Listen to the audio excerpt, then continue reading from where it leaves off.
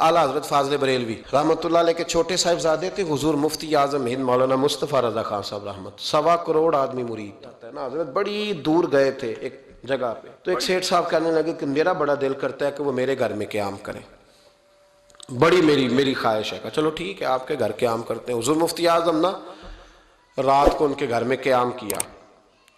अब मुसाफिर के लिए तो अल्लाह ताला ने नमाज आदि कर दी है। 4 फर्जों वाली नमाज है तो रब करीम ने 2 फर्ज कर दिए।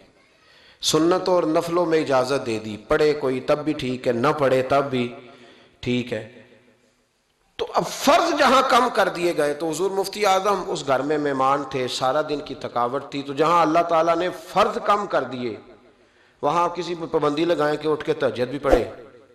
आपने इशा की नमाज पढ़ी, आराम फरमाया, फजर के वक़्त उठे। उस शख्स ने बड़ी मुश्किल से ना फजर के बाद नाश्ता दिया और सवेरे शोर करने लगा, इतने बड़े पीर हैं, तहज्जुद तो पढ़ी कोई नहीं। लोगों ने उसको कहा, यार तो उस बात की पाबंदी लगा रहा है जिसकी अल्लाह रसूल नहीं लगाते। तो सफर के अंदर तो फर्द नमाज को अल्लाह ताला ने इजाजत दे दी है, तो तू नफलों की कहने लगा जी नहीं मुझे नहीं समझ आई बात की। उन्होंने कहा कि तुम्हें पता है हदीस क्या है कि जिसने, अल्लाह फरमाता है, जिसने मेरे वली से दुश्मनी की मेरा उसके खिलाफ ऐलान जंग है। ये बुखारी मुस्लिम की मुस्तनद तरीन हदीस है। सिर्फ जंग नहीं, ऐलान जंग है। ऐलान 2 ही तो जुर्म है जिन पे अल्लाह ज़्यादा नाराज है। एक का सूद ना छोड़ा तुमने तो मैं जंग करूंगा, और एक का मेरे वली से दुश्मनी की तो मैं तुम्हारे खिलाफ ऐलाने। इस हदीस की एक हरफ भी कमजोर नहीं, सनद भी कमजोर नहीं, मतन इतनी तगड़ी हदीस। हजरत मुआज़ इब्ने जबल रदी अल्लाह तआला अन्हु नबी पाक सल्लल्लाहु अलैहि वसल्लम के रोजे पर बैठ के रो रहे थे। ये अबू दाऊद शरीफ की हदीस। हजरत उमर आगे का रोते क्यों हो? फरमाने लगे मुझे 2 हदीसों ने परेशान कर दिया।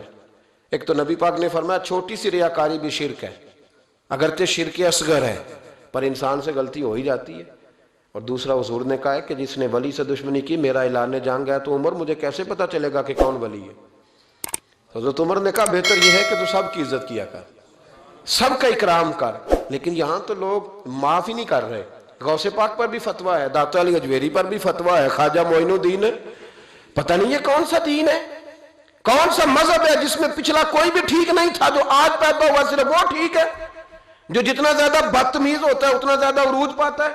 हम नहीं जी किसी को मानते, सिर्फ अल्लाह। ये सवाल सुनते हो तो मैं कहता हूं इमाम बुखारी को भी नहीं मानता। क्यों माना तूने इमाम बुखारी को? इमाम बुखारी को मानोगे तो बुखारी मानोगे, इमाम मुस्लिम को मानोगे तो मुस्लिम शरीफ को। क्या फलसफा है? बगैर किसी इमाम के तू हदीस तक पहुंच ही नहीं सकता।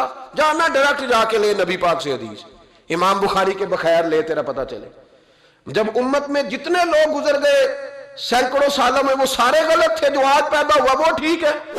कोई टीवी पे बैठ गया, कोई यूट्यूब पे बैठ गया, सारे गलत थे जी, मैं नया आया हूं, मैं ठीक हूं। ये कैसे हो सकता है? बदतमीजों को उरूज मिलेगा।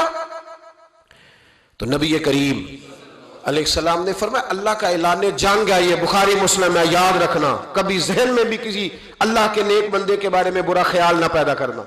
ऐलान जंग है रब करीम का।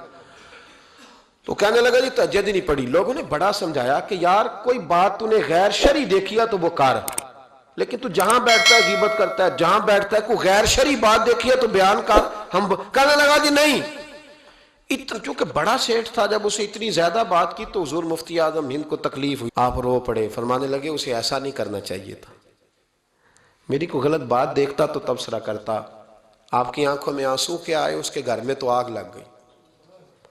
कहता है सिर्फ वजूद के कपड़े बचे, बाकी हर शय जल गई।